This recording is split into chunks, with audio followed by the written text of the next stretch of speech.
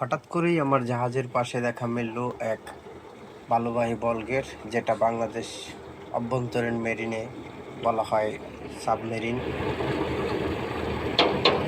এই বলগেটগুলোকে সাবমেরিন বলার কারণ হচ্ছে এরা যখন তখন যে কোনো জাহাজের সামনে এসে পড়ে, কোনো কন্টাক্ট করা ছাড়াই, কথা বলা ছাড়াই তারা সামনে এসে পড়ে। এর জন্য বিভিন্ন সময় নানা ধরনের দুর্ঘটনার সম্মুখীন হতে দেখা যায়। বেশ কিছুদিন আগেও যাত্রীবাহী নৌযান ময়ূর সাথেও দুর্ঘটনা ঘটেছিল।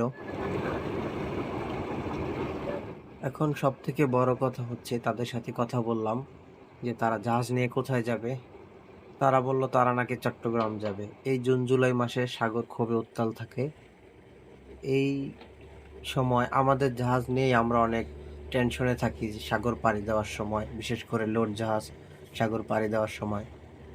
তারা নাকি এই জাহাজ চট্টগ্রাম থেকে লোড করে চাঁদপুরে এসে খালি করে।